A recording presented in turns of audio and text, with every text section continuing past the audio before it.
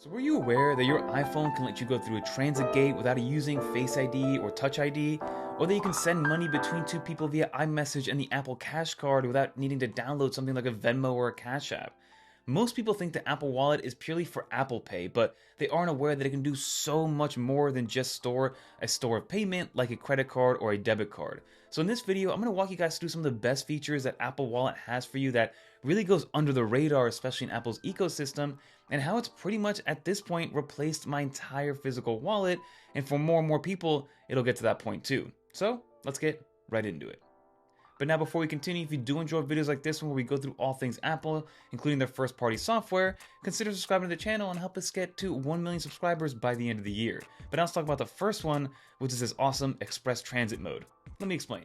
So the first one I want to mention here, so just for context sake, I am using a 17 Pro running 26.3 RC, but everything that I show you here should be available in pretty much anything in the most recent years when it comes to iOS, except the order tracking, and that's with 26.0 and newer, but we'll touch on that in a little bit. The first thing I want to show off is going to be this idea of a default card and express card as well when it comes to quality of life features and what makes this so appealing to replace your physical wallet. So if you go into our wallet application, you can see that everything is laid out nicely. So you mostly have your actual credit card and debit cards lined up here, as well as your keys to certain devices or certain things. So for instance, I have my key to my car right here, as well as the key to my house, which is right here, the home. And I also have my World of Hyatt card over here, which is something that's frequently used as a key card for my hotel access when needed. And then from a visual standpoint, you can see that down here is going to be my Sapphire Reserve card. The card that's going to be at the front here is always going to be your default card, meaning if I double tap on the lock button to bring up Apple Pay, the default card will be that Sapphire Reserve card because it is that card that's all the way at the bottom and can be visibly seen. There's two ways to change your default card. The first one is going to be in your settings, which is the more traditional way. So if we go into our settings, go into our Apple Wallet, where it says Apple Wallet and Apple Pay, go into your Apple Card defaults down here as you can see. Hopefully I'm going to blur out all the information, but if we go into the top section right here, it says default card, and this is where you're going to be able to decide which one your default card is going to be. The second way to do this, you can kind of see it with the animation down here, is if we go back into our wallet, you actually hold and drag on each individual credit card. So for instance, if I want my Apple card to be my main card, I just bring it down here, and you get a little prompt that says, Apple Card is now your default card moving forward. So that's one way to change up what your default card is going to be when you are paying. So now, if I double click on here, you can see that the Apple Card is going to be the card that I pay with. I very rarely use the Apple Card anymore because, again, I'm big into points and miles and not really cash back, but that's a completely different subject. So we go back into our wallet. If I want to use, again, my Sapphire Reserve as my main card, bring it down here, and then you can see that it's now my default card. But now in the very beginning of the video, I mentioned that you can go through some sort of transit gate or a turnstile, and by default, just tap your phone without actually having to bring up the double tap for the Apple Pay and Apple Wallet, and that's going to be something called an express card or express transit card. This actually can work in more than a couple of ways. It works, of course, with public transportation, which is big here in New York City, and it's very easy to set this up. Again, we go into our settings, go back into our wallet and Apple Pay. If you go down here, you can see that we have an express transit card. If we tap on the express transit card, you can then decide which one is going to be used moving forward where you don't have to use Face ID or Touch ID. There's other ways of biometric unlock and other ways to, again, make sure that it's you holding the phone, like for example, your Apple Watch can help out with that and things. But again, if you're just on the move, especially in New York City where there's usually lines and people kind of moving in and out, the last thing you want to do is double tap, then hold your face up for Face ID and then tap on the terminal.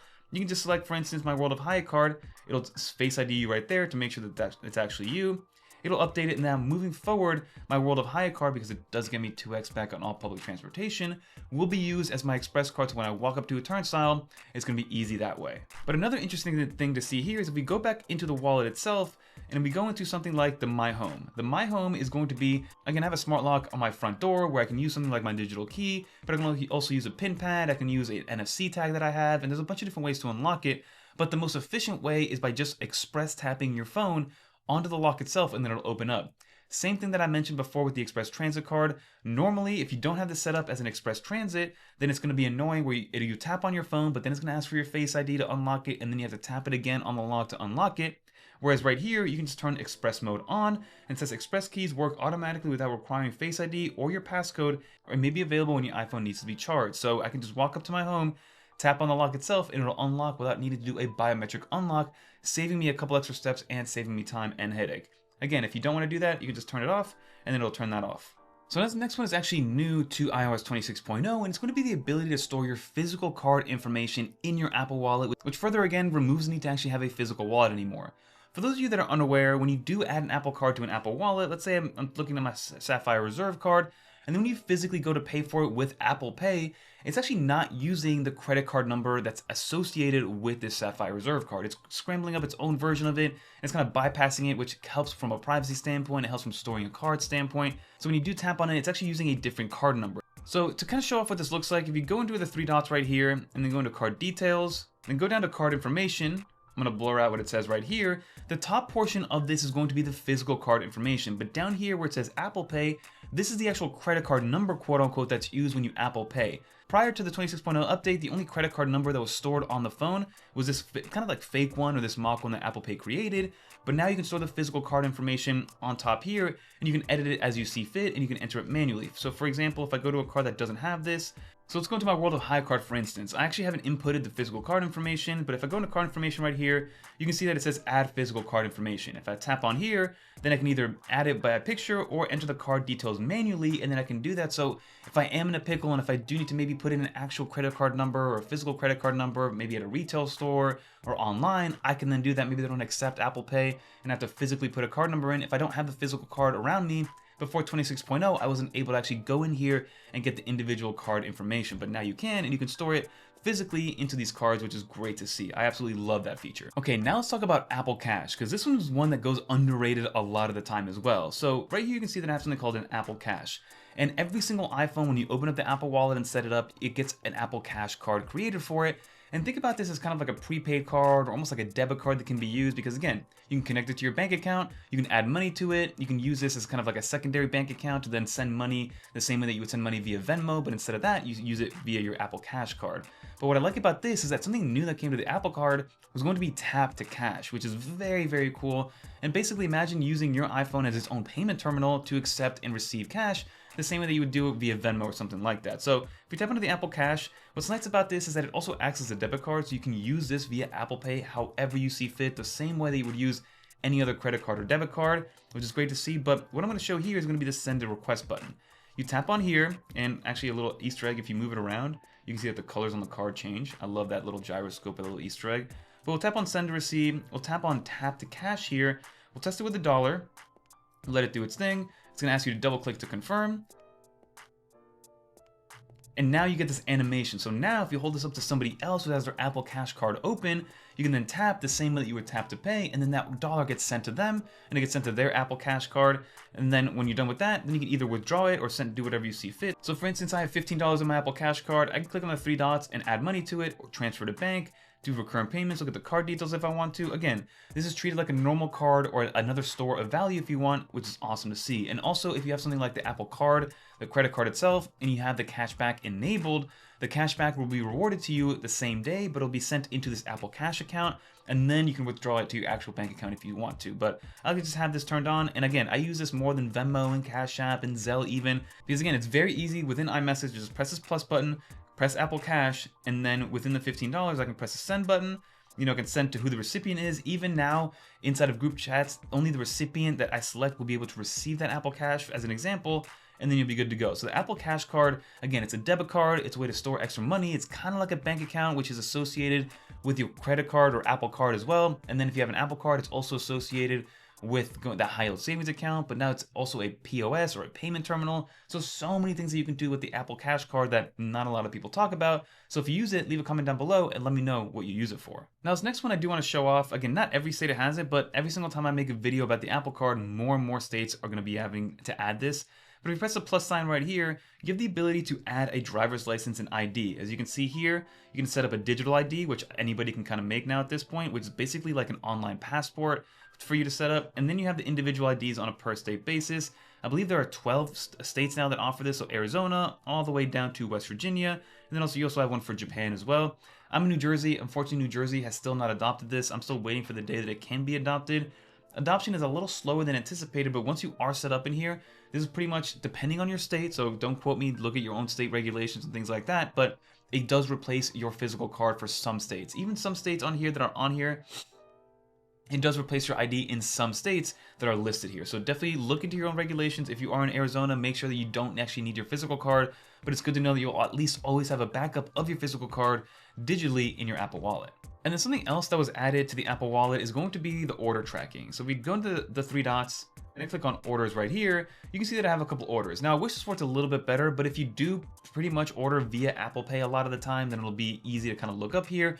And it's in beta still technically, but it's like a live beta or a public beta where it does look through your mail as well. So if you use the Apple native mail app, this works pretty well, but it lets you track your orders in real time. So you can see that everything is placed. You can even see like, look, here is the item number, here is the information. It'll tell you all the order information, when it's gonna be shipped and things like that. So I like this when it does work. When it does work, it works fantastically.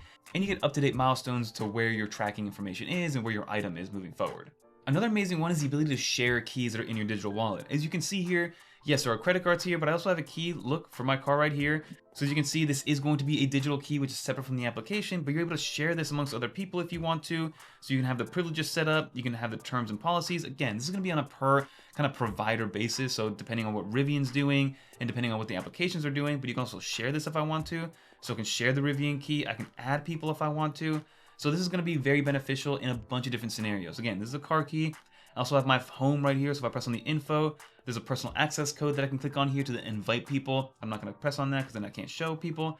And then even, like I said, with my World of Hyatt one, if I do sign up for it, if I do check into a hotel, this becomes my hotel key card, which then I can then send and share with my wife or my spouse or whatever the case may be for whoever else is sharing that hotel room. So they don't have to have the physical card anymore.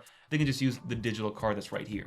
And the last really good quality of life one that I love of the Apple Wallet is going to be the automation and the auto recognition of the stuff in your Apple Wallet. So for instance, we recently went to Florida and we flew on United. I'm gonna see if I can look at my expired passes over here. So you have the expired passes, you can tap on here. This was the expired one. So when I was within 24 hours or 48 hours, which is when I was allowed to actually check in, this showed up as a light activity on my lock screen, which was amazing. And then when we got to the actual airport, when I was already checked in, it would actually pull up the priority pass and it would pull up the actual boarding pass whenever I was there without me needing to actually go to the Apple Wallet. It would just show up on my lock screen.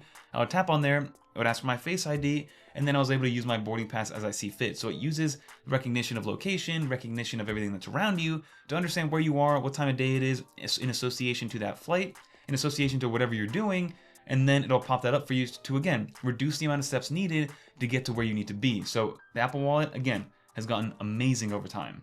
So those are the main things that I wanted to share with you. Leave a comment down below if you guys want to see another kind of holistic roundup of the Apple Wallet card because it is fantastic. And I plan on doing an Apple card review in 2026 here soon, but let's finish up the video, everybody.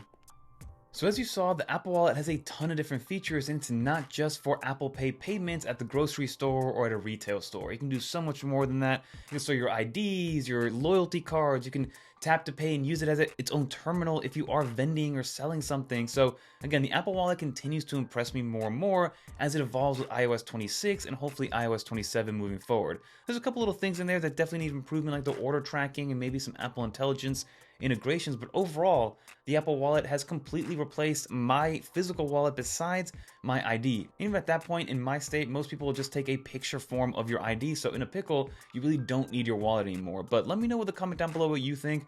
Are any of these features new to you? Did you learn something new? Do you use your Apple Wallet? Are you a fan of Apple Pay? Or are you kicking it old school and you still have all your physical wallets in a actual wallet that's maybe this thick? Let me know in the comment down below, but that'll do it. If you guys made it to the end, leave a little dolphin. And if you guys want to watch more videos like this one, check out one of these videos right here. And until next time, I'm Fernando. Peace, everyone.